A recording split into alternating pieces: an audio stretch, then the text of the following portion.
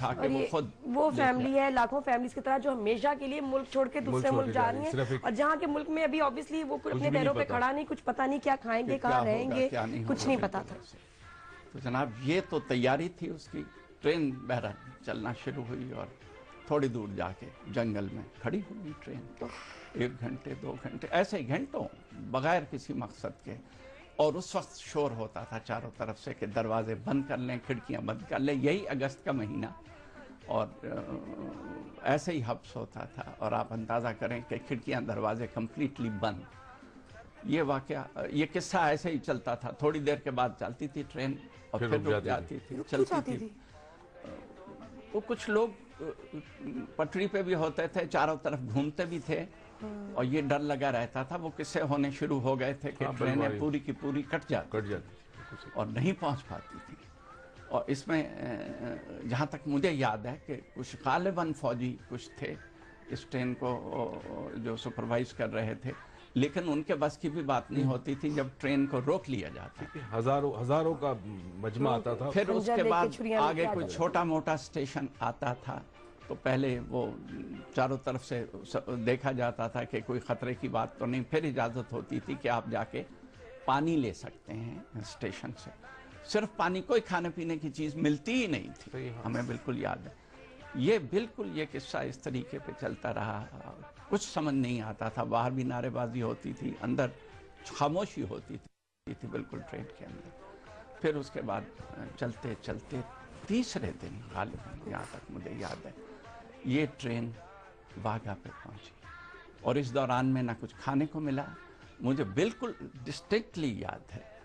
کہ روٹی جو میں نے کھائی تھی اس میں بو آ رہی تھی، اور اچار کے ساتھ، اچار بھی کسی نے ایک دوسرے سے بانٹ رہے تھے، سب آدمی ایک دوسرے کے پاس جو کچھ تھا، تو بالکل اسی طریقے پہ پانی کہیں مل جاتا تھا، کہیں صبر شکر کر کے بیٹھنا پڑتا تھا۔ اس کے بعد جب یہ ایک جگہ ٹرین رکی اور نعرہ اللہ اکبر، نعرہ تکبیر اللہ اکبر، تو پتہ چلا کہ یہ واگا بارڈر ہے، اور لوگ اتر کے زمین چوم رہے تھے۔ تو وہ سمجھنے والی بات ہے کہ کیسے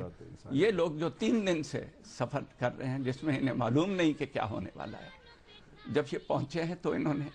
سجدہ شکر ادا کیا۔ پھر اس کے بعد یہاں بہت ضروری بات ہے جاننے کی، اس جگہ پہ کھانا بھی، پانی بھی ملا، سب کچھ لوگ لاہور سے لے کے پہنچے ہوئے واگا۔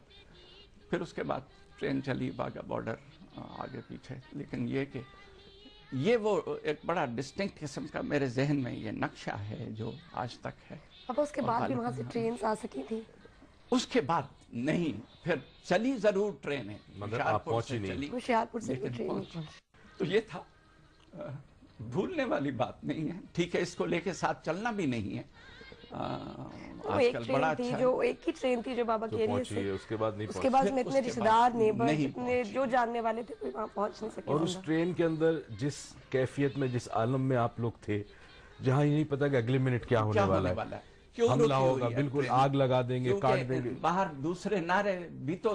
سنائی دیتے ہیں نا، بالکل صحیح۔ تھوڑی دیکھ لیں، امیجن کریں کتنی خوفناک سی ملا پاکستان، لیکن اس میں وہ جدوجہد شامل نہیں جو اس سے پہلے، جیسے میں نے عرض کیا کہ وہ جلوس ہوتے تھے، جلسے ہوتے تھے، ہم بھی نعرے مارتے تھے، چھوٹے سے ہوتے تھے، تو لیکن یہ کہ اس علاقے میں جہاں میجورٹی تو نہیں تھی ہندوؤں کی، سکھوں کی، لیکن پھر بھی مسلمانوں کی تقریباً مسلمان سب سے زیادہ تھے، اس علاقے میں بھی یہ جلسے جلوس بہت ہوتے تھے اور بہت نعرے بازی ہوتی تھی۔ لیکن جو موسٹ انسرٹن پیریڈ اس دوران میں ہوتا تھا، وہ جب رات کو اور لوگوں کے نکلتے تھے، اگریسو قسم کے جلوس نکلتے تھے، جس میں موبز نکلتے تھے، اور آپ اپنے گھر کی چھت کے اوپر کھڑے ہیں اور کچھ ادھر سے ہندوؤں کے نعرے سنائی دے رہے ہیں، سکھوں کے نعرے سنائی دے رہے ہیں، اس کے جواب میں اللہ اکبر سنائی دے رہا ہے۔ وہ کبھی کبھی یاد آتا ہے تو رونگٹے کھڑے ہو جاتے ہوں گے، رونگٹے کھڑے ہوتے ہیں کہ ایسے بھی تھا۔ تو یہ ایک چھوٹا سا چیپٹر ہے پاکستان بننے کا، جس کو میں نے دیکھا، اس کو خود محسوس کیا، اور یہ یاد رہے گا ہمیشہ، یہ بھولنے والی چیز نہیں ہے۔ یہ تو